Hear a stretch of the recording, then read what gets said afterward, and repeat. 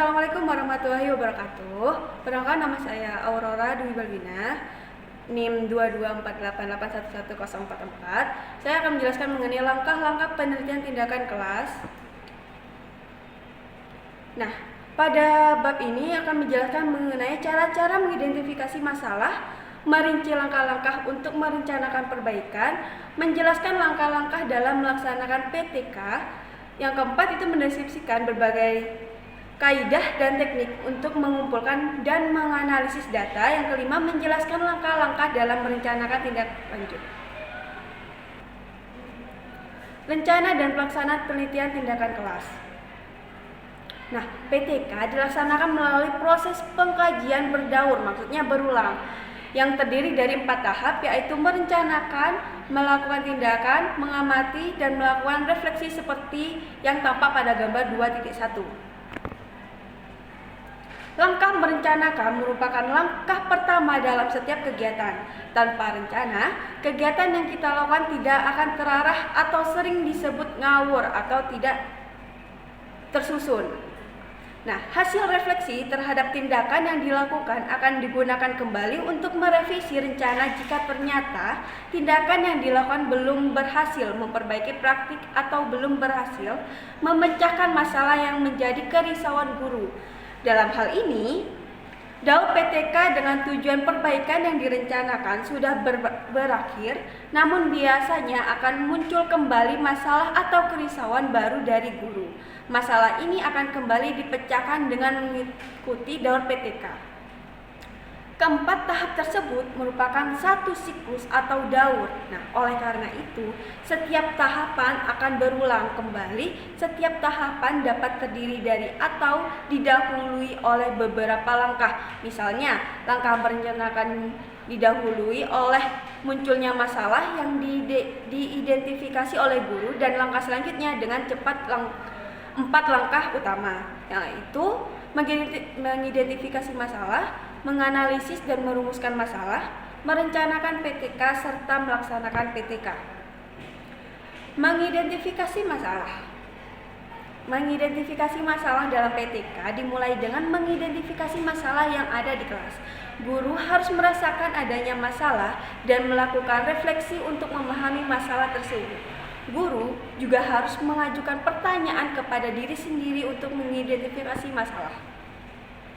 Nah, ada karakteristik masalah PTK, yaitu masalah berasal dari guru sendiri, terus terkait dengan kegiatan belajar dan mengajar, masalah dapat ditangani oleh guru, masalah menarik minat guru dan ingin diubah atau diperbaiki.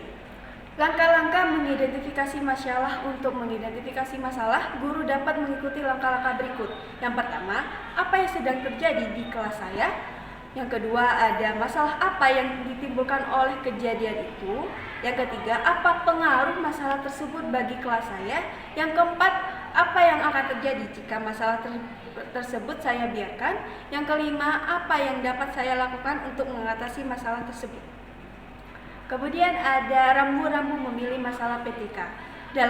Dalam memilih masalah PTK, guru harus memperhatikan beberapa rambu-rambu, yaitu melibatkan kegiatan belajar dan mengajar, mungkin ditangani oleh guru, sangat menarik minat guru, ingin diubah atau diperbaiki oleh guru.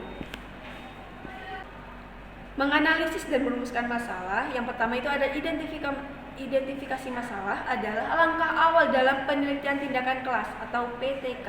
Yang kedua, analisis dilakukan dengan mengumpulkan data terkait seperti daftar hadir, nilai siswa, bahan ajar, dan umpan balik dari guru. Yang ketiga, refleksi diri penting untuk memahami faktor yang berkontribusi terhadap masalah. Kemudian ada langkah-langkah analisis masalah. Yang pertama, analisis kehadiran siswa, yaitu mengidentifikasi pola absensi. Yang kedua, analisis nilai siswa, yaitu hubungan antara ketidakhadiran dan prestasi akademik siswa. Yang ketiga, ada evaluasi tugas dan bahan ajar, apakah cukup, matang, atau menantang, atau membosankan. Yang keempat, ada evaluasi umpan balik guru, yaitu apakah mendorong atau membuat siswa frustasi atau kebingungan. Yang kelima, ada refleksi perilaku mengajar, apakah guru memberikan cukup motivasi dan dukungan terhadap siswa. Merencanakan perbaikan. Yang pertama itu ada identifikasi masalah, yaitu identifikasi masalah yang dihadapi dalam proses pembelajaran di kelas.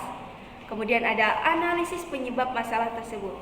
Yang kedua ada perumusan tujuan. Rumusan tujuan yang ingin dicapai melalui penelitian tindakan kelas.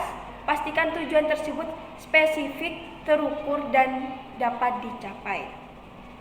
Yang ketiga ada perancangan tindakan, yaitu rancangan tindakan yang akan dilakukan untuk memecahkan masalah yang dihadapi. Tapi pastikan tindakan tersebut relevan dengan tujuan yang ingin dicapai. Yang keempat ada pengumpulan data. Tentukan metode pengumpulan data yang akan digunakan. Kemudian pastikan data yang dikumpulkan relevan dengan tujuan yang ingin dicapai. Kelima ada analisis data. Analisis data yang telah dikumpulkan, kemudian identifikasi pola atau tren yang muncul dari data tersebut. Yang keenam ada refleksi dan perbaikan, yaitu refleksikan hasil analisis datanya, kemudian identifikasi perbaikan yang perlu dilakukan untuk meningkatkan proses pembelajaran di kelas. Yang ketujuh ada implementasi perbaikan. Implementasikan perbaikan yang telah diidentifikasi, kemudian pastikan perbaikan tersebut dilakukan secara konsisten dan berkelanjutan. Yang kedelapan ada evaluasi dan monitoring, yaitu evaluasi hasil implementasi perbaikan, monitor proses pembelajaran di kelas untuk memastikan bahwa perbaikan yang dilakukan efektif dan berkelanjutan. D. Melaksanakan penelitian tindakan kelas,